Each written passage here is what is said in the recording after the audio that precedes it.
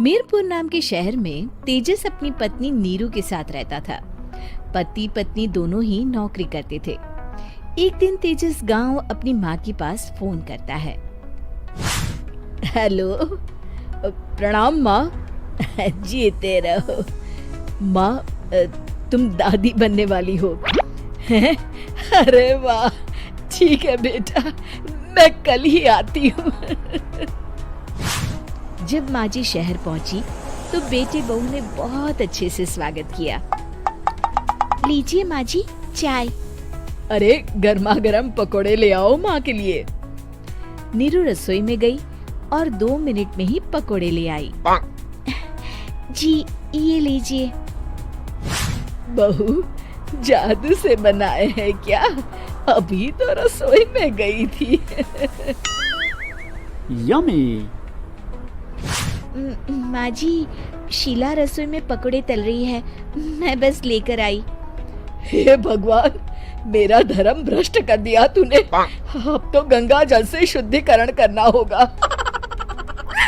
दूसरे दिन, माँ जी मैंने नाश्ता बना दिया है, ऑफिस जा रही हूँ।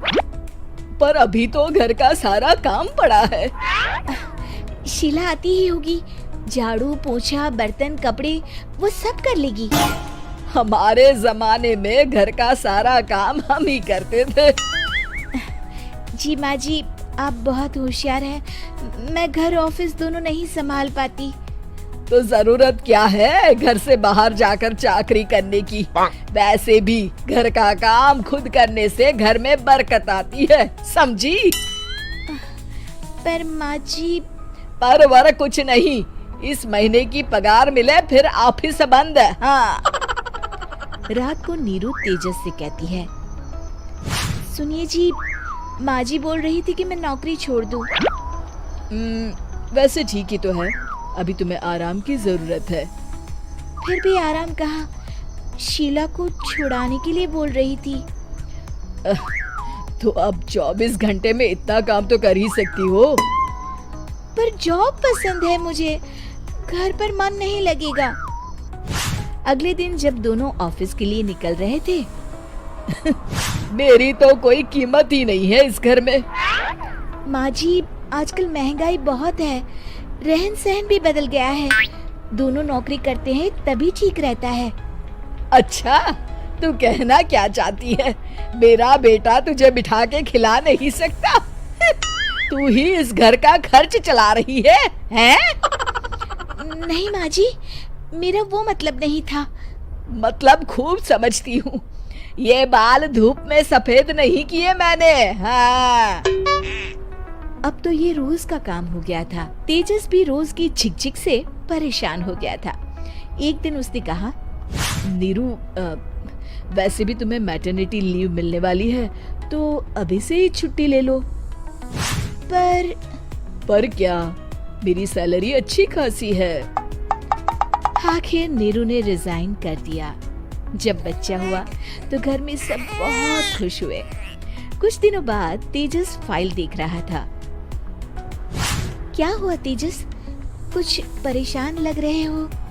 अब हाँ, वो हमारी जितनी सेविंग्स थी वो तो हॉस्पिटल में और छठी के फंक्शन में खत्म हो गई है नीरू। और अभी वैसे मंदी चल रही है तो मैं बोल रही थी कल मुन्ना को हेपेटाइटिस का टीका लगवाना है। नीरू, क्या पोस्टपोन नहीं कर सकते? नहीं जी, बिल्कुल नहीं। अब तेजस को समझ में आ रहा था कि उससे गलती हुई है। पैसों की कमी का असर घर के माहौल पर भी पड़ रहा था। अगले दिन, बेटा मेरा चश्मा और ये दवाइयाँ ले आना, पर्चा देते हुए माँ जी ने कहा। जी। तेजस, मुन्ना के लिए दूध का डिब्बा और डायपर भी ले आना, और ये किराने के सामान की लिस्ट है, इसे भी लाना है। तेजस गुस्से में लिस्ट मरोड़कर फेंकता है और चिल्लाता है, पैसे क्या पेड़ पर उगते हैं? ये ले आना, वो ले आना। अरे पर ये जरूरत का सामान ही है। वो गुस्से में बिना कुछ कहे ऑफिस चला गया। अरे लंच तो ले जाइए। नीरू दौड़कर डिब्बा पकड़ाती है। एक दिन खाना खाने के बाद, नीरू, अब तो मुन्ना कुछ बड़ा हो गया, तो अब तुम वापस ज्वाइन कर लो ना जॉब।